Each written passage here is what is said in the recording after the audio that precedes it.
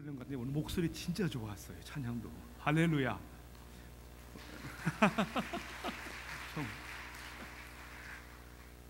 주일학교 교사가 어린아이들에게 이제 질문을 했어요. 우리가 용서받기 위해서 우리가 꼭 뭘 먼저 해야 되죠? 물론 선생님이 기대한 대답은 회개하라는 것이었습니다. 아이가 손을 들어서 답을 아는구나. 우리가 용서받기 위해서 뭘 해야 되지 먼저? 그랬더니 그 아이가 하는 말이 네, 죄를 먼저 져야 돼요. 그랬어요. 사실 맞는 얘기예요. 근데 죄를 먼저 지는 게 아니라 이미 죄를 우리는 다 지은 죄인들이잖아요. 그것을 인정하고 그것을 고백하는 것이 얼마나 중요한 것 같은지 모릅니다. 왜 하나님께서 우리에게 자꾸만 우리의 악에 대한 죄에 대한 문제를 얘기하시냐면 우리를 죄책감 가운데 빠지게 하기 위해서가 아니라 이미 빠져있는 죄책감으로부터 용서받고 자유하기 위해서 우리에게 그것을 인정하고 회개하라는 것이죠.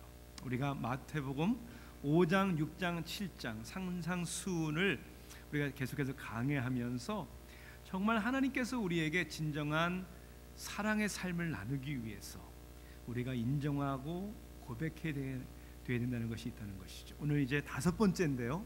오늘 본문은 마태복음 5장입니다. 21절부터 32절까지의 말씀. 마태복음 5장 21절에서 32절까지의 말씀을 제가 봉독하겠습니다. 살아계신 하나님의 말씀 우리가 귀를 기울이기를 원합니다. 옛 사람에게 말한 바 살인하지 말라. 누구든지 살인하면 심판을 받게 되리라 하였다는 것을 너희가 들었으나 나는 너희에게 이르노니 형제에게 노하는 자마다 심판을 받게 되고 형제를 대하여 라가라 하는 자는 공회에 잡혀가게 되고 미련한 놈이라 하는 자는 지옥불에 들어가게 되리라. 그러므로 예물을 제단에 드리려다가 거기서 내 형제에게 원망들을 만한 일이 있는 것이 생각나거든 예물을 제단 앞에 두고 먼저 가서 형제와 화목하고 그 후에 와서 예물을 드리라. 너를 고발하는 자와 함께 길에 있을 때에 급히 사화하라. 그 고발하는 자가 너를 재판관에게 내어주고 재판관이 옥리에게 내어주어 옥에 가둘까 염려하라.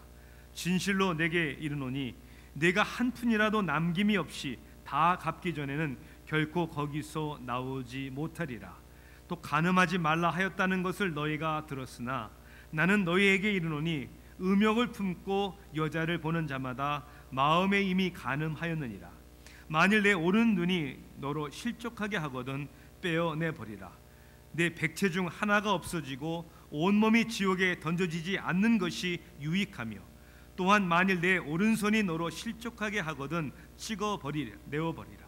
내 백체 중 하나가 없어지고 온몸이 지옥에 던져지지 않는 것이 유익하니라. 또 일러스되 누구든지 아내를 버리려거든 이혼 증서를 줄 것이라 하였으나 나는 너희에게 이르노니 누구든지 음행한 이유 없이 아내를 버리면 그는 그로 간음하게 하며 또 누구든지 버림받은 여자에게 장가드는 자도 간음함이니라. 아멘.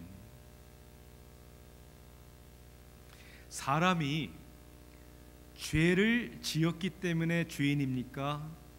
아니면 죄인이기 때문에 죄를 짓는 것입니까? 말 장난 같지만 인간의 본질적인 죄와 악의 문제를 이해하고 해결하기 위해서는 저는 이 질문이 매우 중요하다고 생각을 합니다. 세상은 사람이 죄를 지었을 때 죄인이라고 합니다. 좀 더 정확하게 표현하자면 죄를 지을 뿐만 아니라 그 죄가 들켜야 됩니다. 그리고 죄를 증명되어서 죄가 증명될 때 죄인이다, 범죄자다, 우리는 그렇게 부릅니다. 그래서 사람들은 우스갯소리로 이런 얘기를 해요. 10계명보다 더 중요한 것은 11계명, 11번째 계명이다. 성경에는 11번째가 없지만 들키지 말아라. 안 들키면 되잖아요. 그게 세상이 하는 얘기예요. 세상은 들키지 않으면 그만이고 사람들이 모르면 그만입니다. 자, 그런데 성경의 가르침은 완전히 반대입니다. 왜 죄를 짓냐면 죄인이기 때문에, 죄성이 우리 가운데 있기 때문에 죄를 짓는 것이다 라고 가르칩니다. 죄를 짓는 것은 그저 겉으로 나타나는 증상뿐이고, 죄를 짓는 원인은 그 죄악된 욕심의 마음이 우리 가운데 있기 때문이다 라고 말씀하죠. 다르게 표현하자면 우리의 액션, 우리의 행함은 우리의 attitude, 우리의 태도에 달려 있다는 것이죠. 그래서 마가복음 7장에서 예수님은 이렇게 정확하게 설명을 해주십니다. 무엇이든지 밖에서 사람에게로 들어가는 것은 능히 사람을 더럽게 하지 못하되 사람 안에서 나오는 것이 사람을 더럽게 하는 것이니라 하시고, 어디서 더러운 것이 나온다고요? 우리 사람 안에서, 속에서, 곧 사람의 마음에서 나오는 것은 악한 생각, 곧 음란과 도둑질과 살인과 간음과 탐욕과 악독과 속임과 음탕과 질투와 비방과 교만과 우매함이니, 이 모든 악한 것이 다 속에서 나와서 사람을 더럽게 하느니라. 때로는 아주 짐승만도 못한 사람, 인간 이해의 삶을 사는 이유는 그 속에 그 사람을 사로잡고 있는 욕심에 가득한 죄악성 때문이라는 것이죠. 저는 왜 이것을 올바로 이해하는 것이 중요하냐면, 무엇이 옳다, 무엇이 옳지 않다, 이것을 해야 된다, 이것을 하지 말아야 된다라는 등의 도덕적이고 윤리적인 접근 방법으로는 인간의 죄와 악의 문제를 해결할 수 없기 때문입니다. 이 산상수훈을 통해서 주님이 주시는 예수님의 혁명적인 가르침은, 그러니까 이렇게 살아라 저렇게 살아라라는 어떤 삶의 기준, 어떤 규제, 행함, 여기에 대한 말씀이 아니라는 거예요. 그것은 포함되지만 그 이상이라는 것입니다. 더 큰 것은 우리의 삶의 증상적인 변화보다 더 중요한 것은 우리 내면의 삶의 마음의 변화가 더욱 중요하다는 것이죠. 그래서 하나님이 우리의 마음의 주인이 되셔서 우리의 마음을 다스리고 통치하실 때 비로소 우리의 삶이 하나님의 백성다운 선하고 의로운 삶으로, 그리고 그런 모습으로 변화된다는 것입니다. 예수님은 오늘 본문에서 이 가르침의 말씀을 21절에서부터 끝에 48절까지 보니까 6가지의 대조법을 통해서 이것을 설명해 주십니다. 대조법, 그러니까 이 두 가지를 대조하면서 이것은 이런데 그런데 이것은 이렇다, 6가지가 나와요. 자, 너희가 들었으니 나는 너희에게 이르노라 라는 이런 표현이 6번이 나온다는 거예요. 자, 그 말씀 한번 자세히 볼까요? 제일 먼저는 21절에 나옵니다. 21절에 옛사람에게 말한 바 살인하지 말라, 누구든지 살인하면 심판을 받게 되리라 하였다는 것을 너희가 들었으나, 들었지만 나는 너희에게 이렇게 말하노라, 이 대조법이에요. 두 번째는 27절에 나오죠. 또 간음하지 말라 하였다는 것을 너희가 들었으나, 31절 또 일러스되 누구든지 아내를 버리려거든 이혼 증서를 줄 것이라 하였으나. 자, 네 번째는 33절에 나옵니다. 또 옛사람에게 말한 바 헛 맹세를 하지 말고 내 맹세한 것을 주께 지키라 하였다는 것을 너희가 들었으나. 또 38절에요. 또 눈은 눈으로 이는 이로 갚으라 하셨다는 것을 너희가 들었으나. 자, 마지막 6번째는 43절입니다. 또 내 이웃을 사랑하고 내 원수를 미워하라 하였다는 것을 너희가 들었으나. 너희가 이렇게 듣고 있고 알고 있지만 나는 너희에게 말하노라. 이 대조법을 통해서, 자, 예수님이 그들이 듣고 알고 있는 것을 지적하는 내용이 뭡니까? 그게 아니야, 그게 전부가 아니야 라고 지적하는 것이죠. 예수님이 지적하는 것은 구약의 성경 율법이 아닙니다. 율법에 나오는 내용이지만 예수님이 그 당시에 종교인들에게, 제자들에게, 많은 사람들이 들고 알고 있는 것을 지적하는 것은 그 율법에 대한 잘못된 해석과 그 율법에 대한 잘못된 적용이에요. 여러분, 진리도 중요하지만 진리를 어떻게 해석하느냐도 중요하죠. 그리고 그것을 어떻게 내 삶에 적용해야 되느냐? 잘못 알고 있고 잘못 해석하고 있고 잘못 적용하고 있다는 거예요. 자, 그런데 이 예수님이 이 대조법을 통해서 근데 나는 너에게 이르노니 라고 하신 말씀을 자세히 읽어보면 자칫 잘못하면 우리가 두 가지의 오해를 우리가 날 수가 있구나. 두 가지의 오해. 하나는 뭐냐면 혹시 예수님께서 마치 행함으로 구원받을 수 있다는 것을 가르치는 것일까? 라고 오해할 수 있다는 것이죠. 22절에 뭐라고 돼 있어요? 형제에게 노하는 자마다 심판을 받게 되고 형제를 대하여 미련한 놈이라는 자는 지옥불에 들어가게 되리라. 심판과 지옥이 마치 무엇과 관련되어 있다고 우리가 마치 듣는 것 같을까요? 행함, 형제를 마치 노하고 또 형제에게 우리가 미련한 놈이다 라고 하면 이거 하나님이 심판한다. 자, 29절과 30절에 보니까 아주 신랄하게 예수님이 이렇게 비유해서 말씀하십니다. 눈이 실족하게 하거든 빼어버리고 오른손이 실족하게 하거든 찍어내버리라. 하나가 없어지고 온 몸이 지옥에 던져지지 않는 것이 유익하니라. 이거 보면 또 행함에 의해서 사람이 지옥에 들어가기도 하고 안 들어가기도 하는 게 아닌가. 자, 여기서 우리는 항상 성경 말씀을 우리가 이해할 때 성경의 전체를 놓고 우리가 이해하는 게 참 중요하죠. 여기서 예수님이 하시는 말씀을 우리가 문법에서 이렇게 표현합니다. 과장법이다라고 이렇게 표현해요.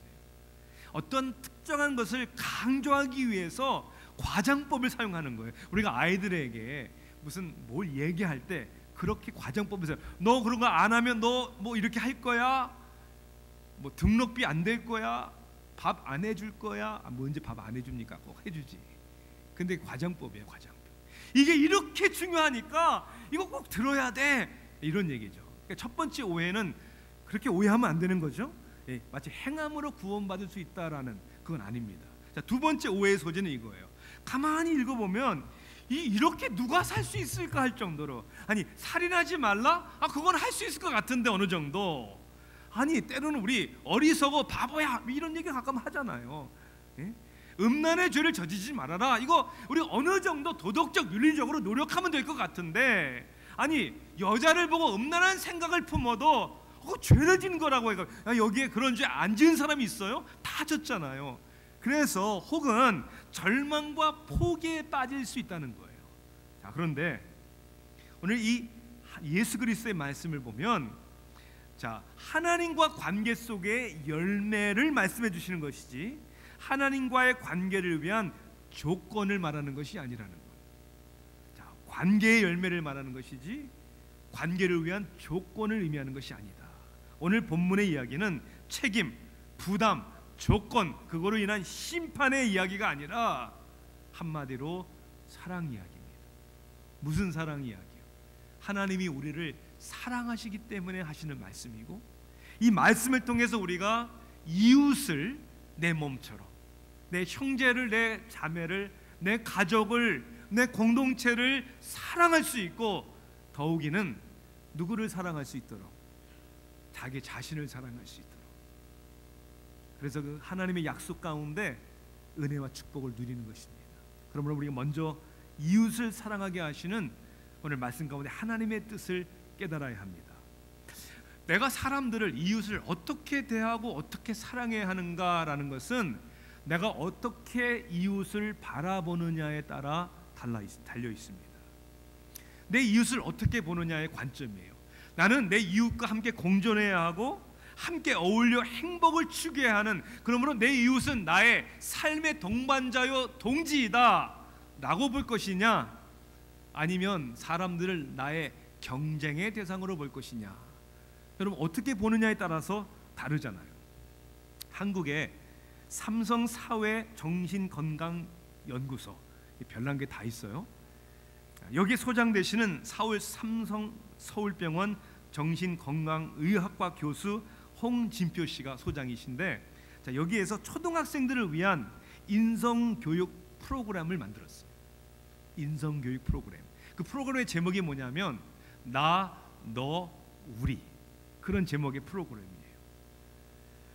초등 인성교육 프로그램은 이제 설명을 합니다. 이렇게 건강한 마음을 지니고, 이건 자기 관리예요.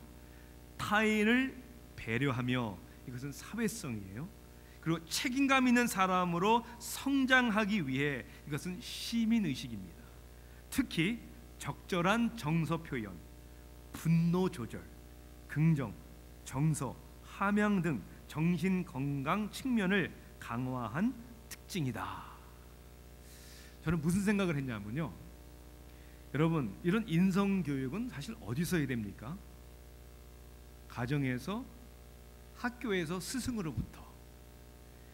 그런데 가정과 학교에서 해줘야 하는 인성 교육을 이제는 정신건강학 교수가 가르쳐야 하는 시대가 되고 말았구나.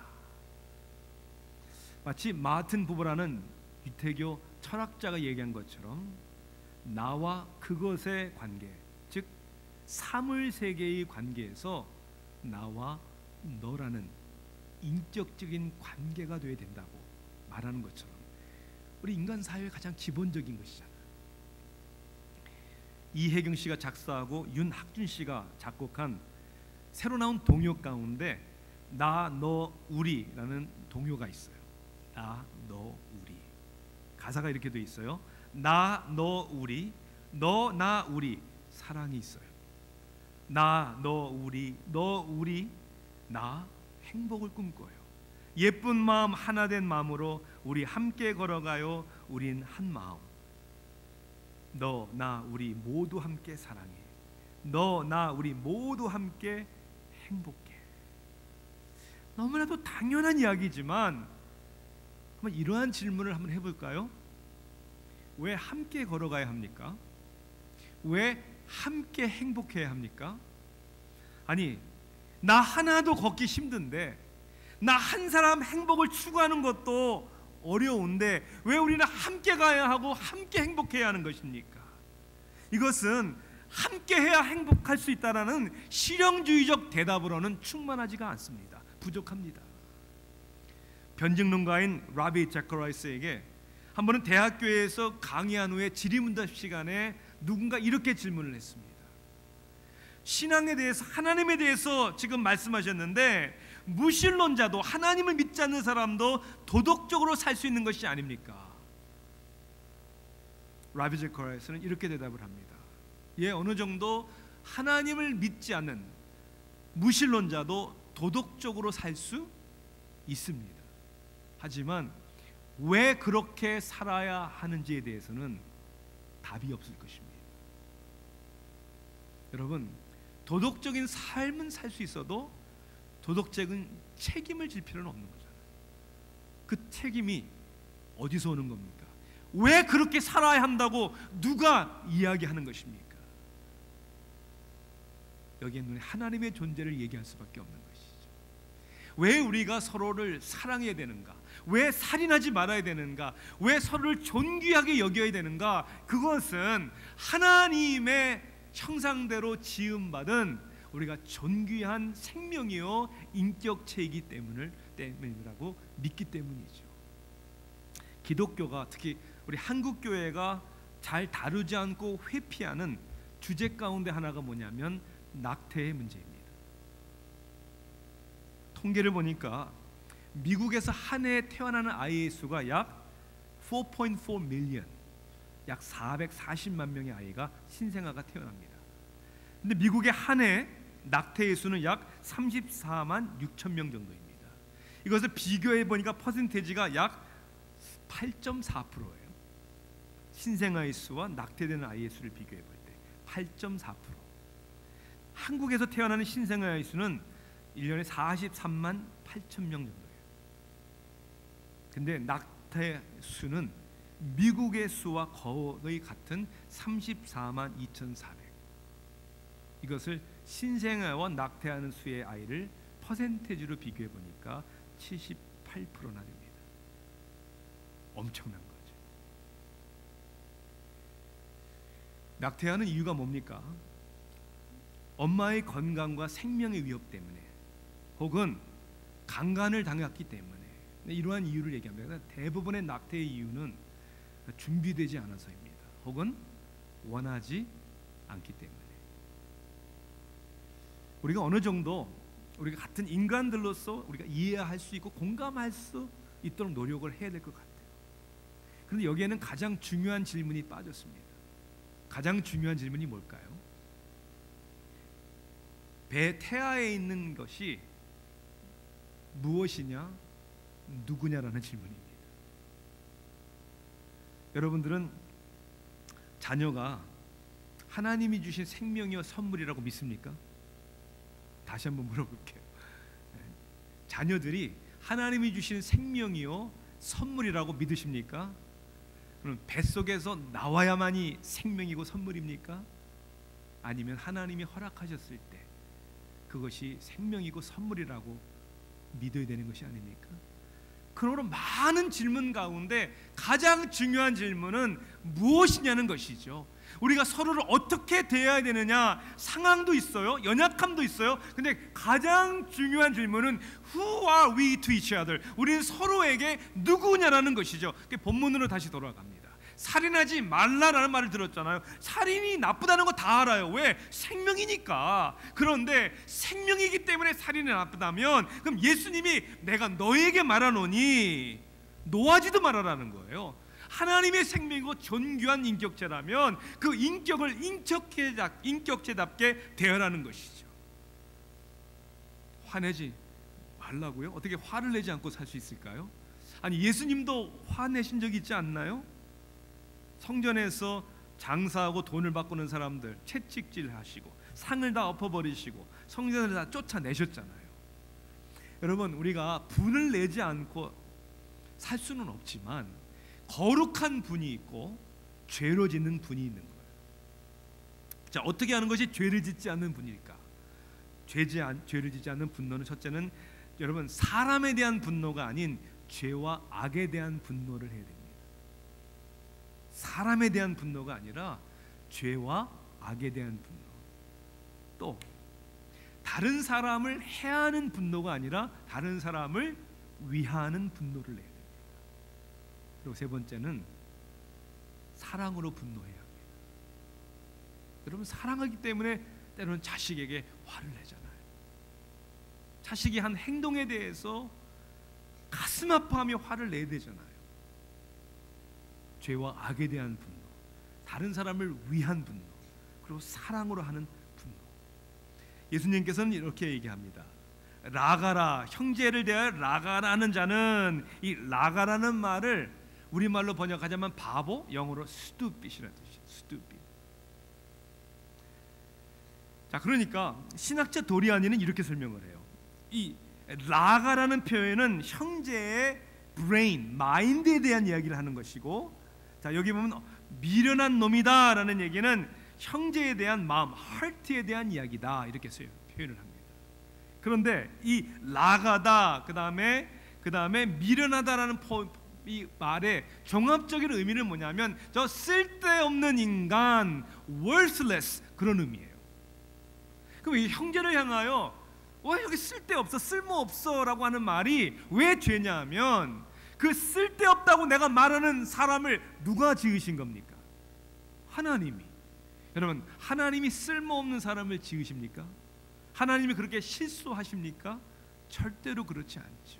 하나님이 지은 사람을 우리가 무시하는 것은, 쓸모없다고 하는 것은 그 사람을 지으신 하나님에 대한 대적이고 죄라는 것이죠.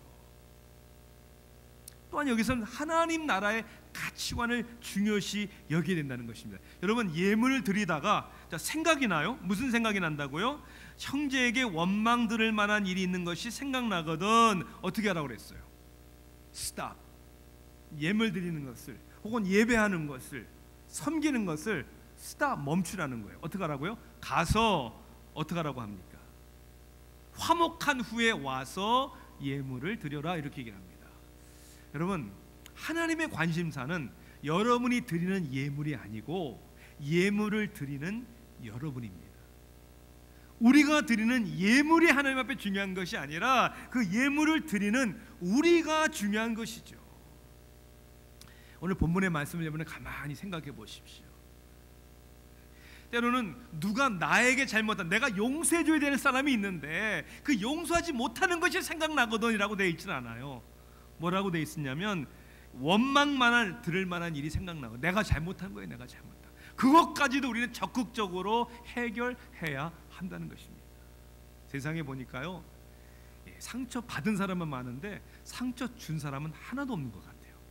다 상처 받았다고 얘기하지. 여러분, 상처 주신 적 있습니까? 별로 기억이 잘 안 나죠. 받은 적은 많아요. 여러분, 우리의 신앙생활 가운데 기억해야 돼. 내가 원망 들을 만한 일이 뭐가 있는지, 내가 상처를 준 적이 얼마 있는데, 시험 받은 적은 많은데 시험 준 적은 별로 없는 거예요. 서로가 너무 귀하기 때문에. 우리 교회에 이렇게 보면 가끔 특히 젊은 아빠들, 특히 어떤 아빠들이냐면 딸을 가진 아빠들이 아주 심한 착각 속에 빠져 있는 사람들이 참 많아요. 아니, 무슨 착각이냐면, 아니 뭐 자기 딸 예쁘다는 건 그건 뭐 착각도 자유죠. 그런데 시집 안 보내겠다는 것이지. 이걸 어떻게 시집을 보내? 여러분, 갈 때 안 가면 그것도 힘든 거예요. 시집 보내야죠. 그러면 이렇게 얘기해요. 그러면 하여튼 내가 반드시 검증을 하겠다는, 검증을. 무슨 검증을? 자기 딸을 행복하게 해줄 것이냐, 자기가 검증한, 뭐 지는 검증 받았나? 여러분, 검증해야죠. 그렇잖아요. 아니, 자기 딸, 사랑하는 딸 얼마나 귀한데. 오래전에 프라모스 키퍼라는 그런 남성들을 위한 컨퍼런스에서 에드 콜이라는 목사님이 이렇게 얘기를 하더라고요. 자기에게 딸이 있는데 하여튼 누구든지 자기 딸을 만나서 사랑하고 결혼을 해서 자기 딸을 행복하게 해주지 못하고 불행하게 하면 자기가 가만히 안 있을 거라고 라고 말을 하면서, 그건 아빠의 마음이잖아요. 수천 명이 모인 그 컨퍼런스에서 에드 콜 목사님은 남자들에게 이렇게 얘기를 합니다. 당신들의 아내는 전지하고 전능하신 하나님의 딸입니다.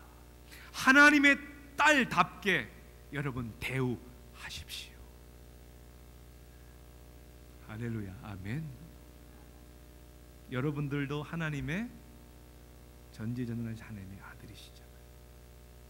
하나님의 틀림없는 계획 가운데 태어나서 여기까지 오신, 우리 인생에 아무리 얼룩지고 아무리 많은 힘들고 어려운 일이 있다 할지라도 천하와 바꾸지 아니하시는, 아니 당신의 독생자 예수 그리스도를 주시기까지 구원하시는 사랑을 입은 귀한 존재들이라는 사실, 우리 그렇게 대해야죠. 그렇게 사랑해야죠. 자, 두 번째는 이웃을 사랑할 뿐만 아니라 내 자신을 사랑하게 하시는 하나님의 뜻을 발견하게 됩니다. 때로는 부모로서 우리 아이들에게 속상한 게 뭐냐면, 아빠의 말을 잘 안 듣는다는 게 아니라, 그것도 속상하지만 잔소리로 안다는 게 더 속상한 거예요. 사랑하니까 하는 건데, 자기를 위해서 하는 거니 좀 아빠 말 들으면 참 좋을 텐데. 여러분, 예수님께서 오늘도 하라, 하지 말라, 아니 부담스러울 정도로 하시는 이유가 도대체 뭡니까? 잔소리입니까? 아니요. 우리를 위하시는, 우리를 사랑하시는 하나님의 뜻이죠. 자, 어떤 하나님의 뜻이 있을까? 먼저 우리를 보호하시고 축복하시는 하나님의 뜻입니다. 우리를 보호하시고 축복하시는 하나님의 뜻. 여러분, 스톤 마운틴 꼭대기까지 다 한번 올라가 보셨죠? 2010년에 에머리 대학원의 앤토니 에즈라는 학생이 스톤 마운틴에서 떨어져 죽었어요. 600피트나 되는 곳에 떨어져 죽었단 말이에요. 왜 떨어져 죽었나? 펜스가 있는데 그걸 넘어간 거예요. 여러분, 울타리는 왜 치여 있는 거예요? 넘지 말라고. 무슨 이유였든 간에 그걸 넘은 거예요. 그래서 미끄러져서 떨어져서 추락사를 당했습니다. 하나님이 저와 여러분의 인생에 여러 모양의 울타리를 치시는 거예요. 때로는 갑갑한 것 같아요. 때로는 왜 우리를 이렇게 제재하시나? 이혼하지 말아라, 간음하지 말아라, 살인하지 말아라. 형제를 어리석다고 얘기하지 말아라. 바보라고 말하지 말아라. 미워하지 말아라.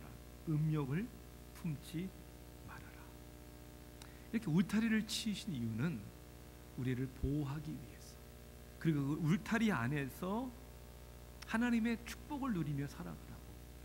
근데 우리의 인간의 욕심의 마음은 어떻습니까? 그 울타리를 넘어가고 싶은 거예요. 절벽 가까이 가보고 싶은 거예요.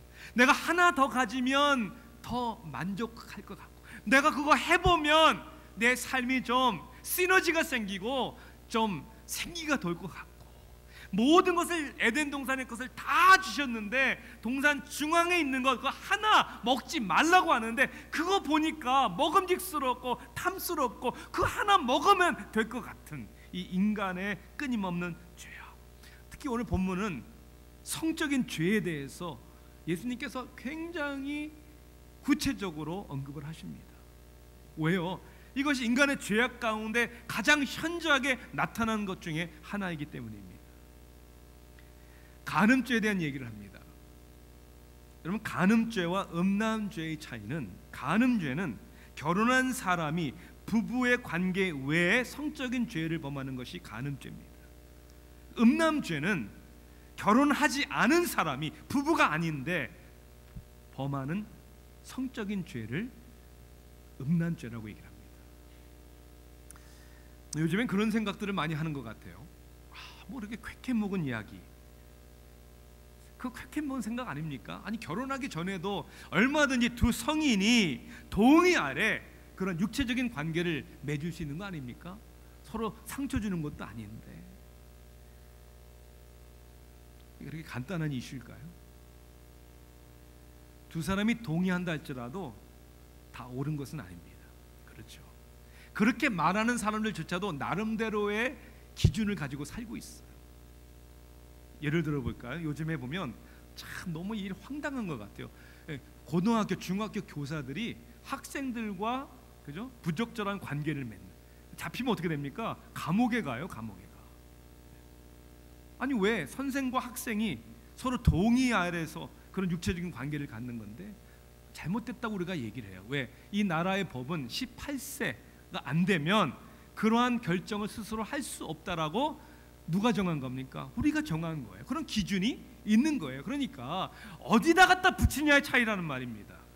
서로가 동의하면 되는 게 아니냐, 동의해도 아닌 거는 아닐 수 있다는 거예요. 또 하나의 문제는 두 사람만의 동의가 아니기 때문에, 특별히 하나님을 믿는 사람들은 자신의 결정에 의해서만 살 수 있다는 것이 아니기 때문입니다. 우리의 인생의 주인 되시고 우리의 몸의 주인이 되시는 하나님의 동의와 축복이 반드시 있어야 한다는 것이죠.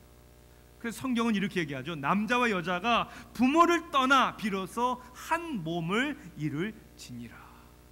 여러분, 우리는 그러한 거룩한 자존감이 있어야 되는 거예요. 자매들은 특히 그러한 건강한 믿음이 있어야 되는 거예요. 나와의 육체적인 사랑을 원한다면 당신의 삶을 헌신해서 나를 책임질 각오를 해라. 하나님 앞에, 우리 부모님 앞에, 우리 친구들 앞에 약속해라. 이러한 거룩한 자존심이, 신앙의 자존심이 있어야 하는 것이죠. 결국은 우리를 보호하시고 축복하시고자 하는 하나님의 뜻이라는 거예요. 또한 더 큰 하나님의 축복이 있습니다. 그것이 뭘까요? 그것은 하나님을 인정하고 의지하게 하시는 하나님의 뜻이 있다는 것입니다. 율법을 주신 것도, 오늘도 하나님께서 이렇게 대조법을 사용해서 우리에게 주시는 구체적인 말씀도 우리를 위해 주신 것이지만, 우리가 솔직하게 생각해 보면 우리의 의지와 노력으로는 감당할 수 없는, 그렇게 우리는 연약한 사람이라는 것이죠. 그래서 이런 말씀이, 율법이 몽학 선생이다 혹은 가정교사다라고 우리에게 말합니다. 가정교사로서 뭘 할까요? 우리로 하여금 그리스도를 향하게 하는 것이죠. 이것은 내 의지와 내 노력으로 할 수 없는 것이구나. 그럼 어떻게 할 수 있지? 내 삶의 주인이 바뀌어야 되는 것이구나. 그래서 예수 그리스도께서 나의 죄의 값을 치르시고 내 삶의 주인이 될 때에 비로소 가능하구나. 여러분, 우리의 삶의 갈등은 우리가 뭘 몰라서가 아니에요. 알고 있는데도 그렇게 하지 못하는 우리의 연약함 때문입니다. 그러므로 결국 오늘 우리들의 삶의 행복과 하나님의 축복은 내 안에 무엇이 있느냐가 아니라 누가 있느냐입니다. 내가 주인이면 우리는 불행할 수밖에 없고, 예수님이 내 삶의 주인이 되시면 우리에게는 모든 것이 가능하게 되는 것이죠. 그리고 내가 오늘도 그리스도 안에 있는가, 그분과 나는 오늘 붙어 있는가, 그분이 내 가운데 역사하시는가. 얼마 전에 우리 집 가족이 다 핸드폰 회사를 바꿨어요. 어느 회사라고 제가 얘기는 하지 않겠지만, 바꾼 이유는 저는 값이 좀 싸기 때문에, 두 번째는 데이터가 무제한 언리미트라고 해서 바꿨어요. 뭐 가격도 좀 싸고 데이터도 언리미트인데 정말 한 가지 안 좋은 게 있더라고요. 잘 안 터져요.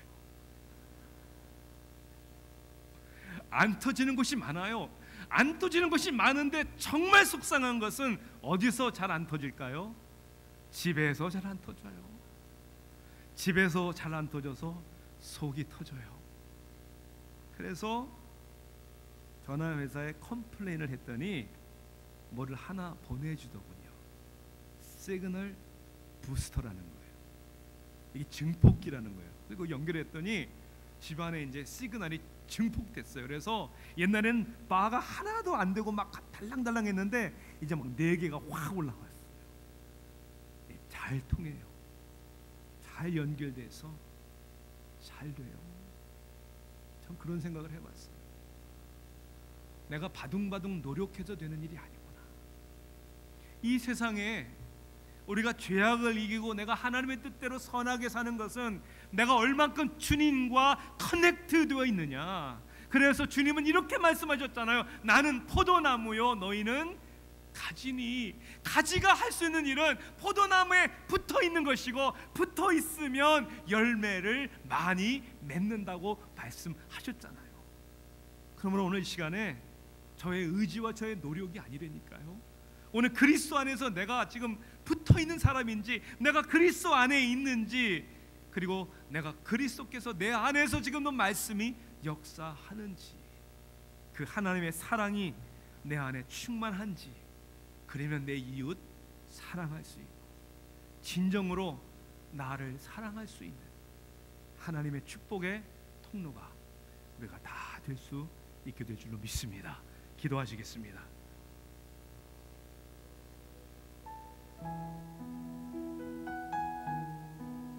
하나님, 결국 내 안에 내 자아가, 내 욕심이 깨져야 합니다. 여전히 내가 살아있어서 내 고집으로 살아가려고 할 때 나도 불행하고 남도 불행하게 하고, 오늘 하나님의 다시 한번 은혜 가운데 우리를 여전히 용서하시고 우리 있는 모습 그대로 받아주시고 우리 안에 새 영을 주시고 새 마음을 주시고 거룩한 삶을 위하여 도전하게 하시는 은혜를 누리게 하옵소서. 이 일을 시작하신 주님께서 마치는 그날까지 우리와 함께 하시고 우리를 절대 버리시지도 떠나시지도 않으심을 믿고 감사드릴 때 예수님의 이름으로 기도하옵나이다.